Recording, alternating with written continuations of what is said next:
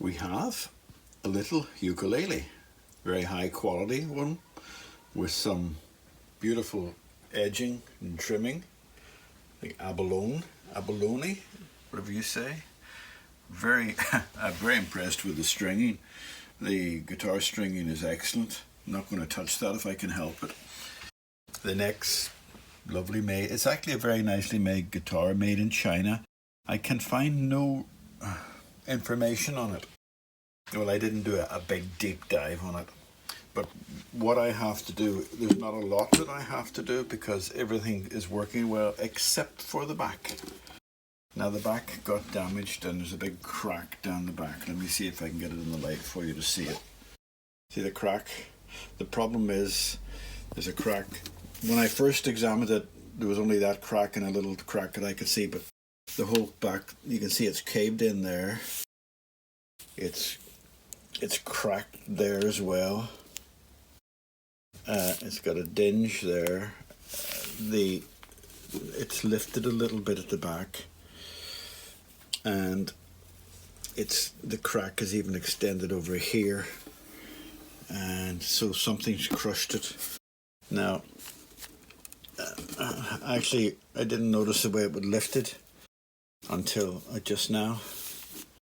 So that's the challenge I have. Let me just see if there's a little crack there. Can you see the crack there? Yeah, you can. Yeah. Okay, so the crack. All I can do is stabilize this so that it doesn't crack anymore. That's not a crack, that's a scratch. And there's a crack there. I think I showed you that. But I'm going to have to examine more deeply what that back lifting. I'm going to get the main crack fixed first. There's a valley in it. One side's higher than the other, quite considerable bit. I'm going to try manipulating it to see if I can get it flat, but I can't put too much pressure on it. If not, I'm going to have to scrape the plane that looks over it and try to get them to come down. But we'll see what happens whenever I look inside this. Yeah, let's have a close-up look at one of these cracks that goes right along the edge, right up to there. The other crack, I've been manipulating it, and can I get it down level? Try and get in focus there. So I may have to underscrape there. It looks like a valley at the moment, but it's only the tiniest hair. But you can see it's lifted some of the varnish off the top of it, so that has to be scraped away. And this one too, the crack comes down there, goes right along the body to there, but there's another crack there that comes right along the body and is on the outside, and the ding has lifted the body a bit there and cracked along the bottom. Now my thoughts are, let's just go with repairs to get that perfectly flat. I'm going to play with it to see, but may not be able to get it. Come on, go into focus. I know I'm close up. iPhone's brilliant, but sometimes it can just be a pain. So did I show you that crack? I think I did. So the top doesn't look to be too bad, although it's come away a little bit there.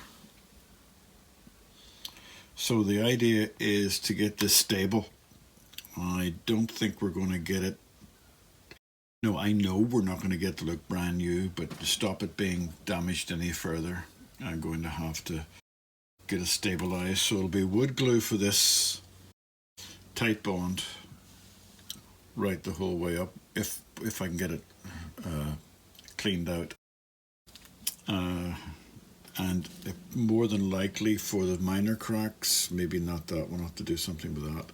But for the minor cracks, it'll be super glue blown into there with the suction cup. But that has to be cleaned out as well. And I've got a feeling it's going to have to be repolished. Well, I know it's going to have to be repolished and revarnished. So there you go. Right, I have scraped and created a shelf the whole way along. So when I this top part is going in at an angle, so when I press that down now it will lock in position very close to flat. It won't go completely flat, but it's very close to flat, and I think that I can sand out the rest. So what I'm going to do is now is fill it with Titebond the whole way along there and press it into position, and it'll hold itself because of that shelf that I've created. I'll try to record that for you. But what I have decided to do is not, sometimes I would dilute the Titebond, make it go in further, but this case I want a really strong bond. Oh, that's a brand new. I don't want to open up a brand new Titebond when I've got one that's already opened. So let me just see. Right, okay, and is it coming out? Sometimes the nozzle gets stuck. No, it's coming out, and it went all over my cloth, my precious cloth.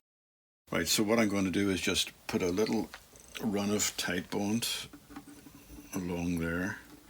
You see I'm not going mad with the Titebond. You'll see why in a second. Right, and the crack the whole way. I'm not doing the other cracks yet, because I'm going to do those other cracks with super glue. Right, Titebond away. Then I use a suction cup like this to make sure it goes into the crack. Get it right down inside the crack so that it doesn't. You've got about 20 minutes to work with this Titebond to make sure it's in the right place. So, but it's brilliant stuff. It is good stuff. It is what most luthiers use now. Now, I'm going to wipe away most of this now. Sorry if the camera's shaky, I have not used it on the bench before. This will come off with water. So I'm going to press down the ledge, and it'll hold it in place, one hopes. The ledge will hold it in place. And I might even put a clamp on it to hold it down, like that. You can see there's another crack there as well. No, it's not actually. It's the Titebond created a line there. I thought maybe there was another crack I didn't see. You see, we're not all genii. Actually, none of this is genii stuff. Right, let me get a clamp and put it on with a little bit of... I tell you what, let me just clean it up a bit more. Let me just clean it up a bit more. Right, okay, it saves having to clean it later on. Right, I've got rubber ends on the clamp on both sides, but I don't want to put too much pressure on it. I'm just going to put enough pressure on it to keep it even. Right. And whenever that's released, it'll pop up back into a flat. Right, let me just clean this off. Now that's pretty even, but hopefully sanding will take it out. But I'm going to leave that for 24 hours, maybe just reduce the pressure a bit. Leave it for 24 hours and then come back and check it, sand it, see what we can do. All right, so, and then we'll go on to the other cracks. Sorry for the vibrating camera. It is a wild night, terrible stormy out there, but as you can see, I pressed the record button on the camera, but it didn't record because I didn't press it properly. So as you can see, the guitar, why do I keep saying guitar? It's a ukulele. Anyway, this thing that's shaped like a guitar and is called a ukulele came out quite well. The cracks are not completely hidden, but they're completely sealed now. The sides were glued with Titebond. The main crack was glued with Titebond. The smaller cracks were glued with super glue, and then I had to scrape off the top layer of the super glue to get it flat, and then I sanded everything. And then I sealed it again with sealer, wood sealer, sanding sealer. and then I sanded it again and sanded down the crack, and then I finally coated it a few times with matte gloss, semi-matte gloss, and it all came out well. But as you can see, the crack is still visible, but only if you look very closely. But everything's now good and solid. Okay, goodbye.